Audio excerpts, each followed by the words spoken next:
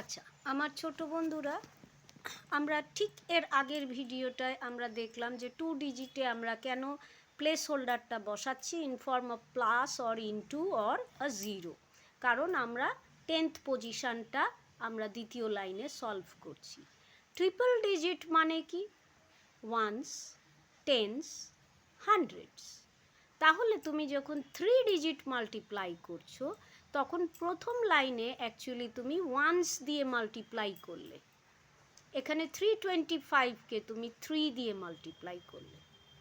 Second লাইনে তুমি 10 দিয়ে 323কে মাল্টিপ্লাই করেছো, অতএব তোমার আনসার হচ্ছে 3230।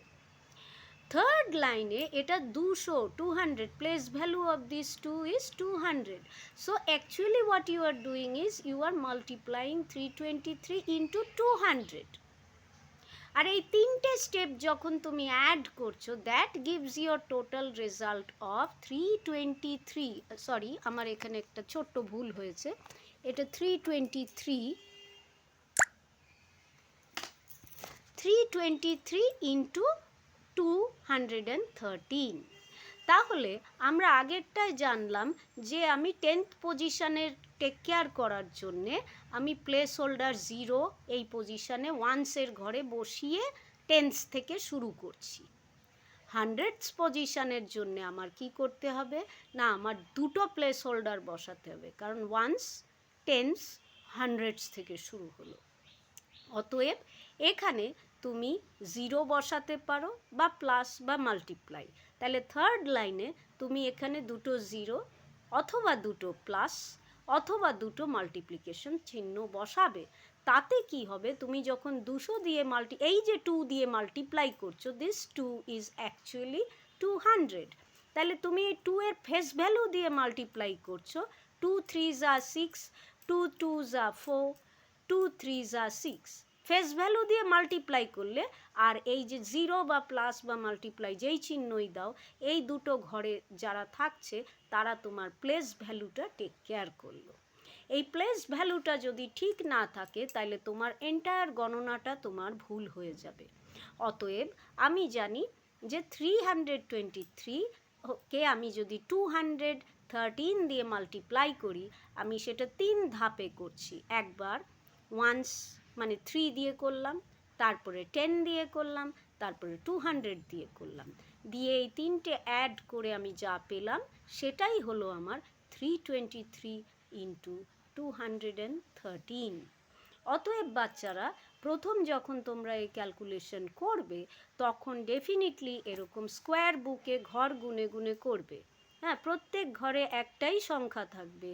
হ্যাঁ, there will be only 1 digit per box and you are going to take care of your place values very very carefully. If you do not do that, you are going to make a mistake in your sums. And I am repeating, every type of sum you have to do every day at least 5 to 10, at least 5টা কি 10টা করে অঙ্ক প্রতিটা টাইপের। আজকে ধরো তুমি 10টা এই টাইপের অঙ্ক করলে, আগামীকাল তুমি 10টা এই টাইপের অঙ্ক করলে, এরকম অভিভাবকরা বিভিন্ন রকম এক্সারসাইজেস আমাদের বুকসগুলোতে দেয়া আছে। তো তোমরা আপনারা কি করতে পারেন যে এই নাম্বারগুলো একদিন দিলেন, তারপর নাম্বারগুলো একটু পাল্টে দিলেন।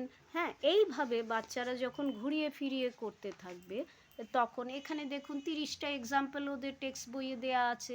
এবার আমি ইজিলি প্রত্যেকটা ভ্যালু একটু চেঞ্জ করে প্রত্যেক দিন যদি করাতে থাকি, তাইলে at the end of the month or before the semester they should be thorough with their multiplication. এটা খুব ভাইটাল স্টেপ, যেটা এখন ভুল হলে সেই ভিতটা কাঁচা রয়ে যাবে।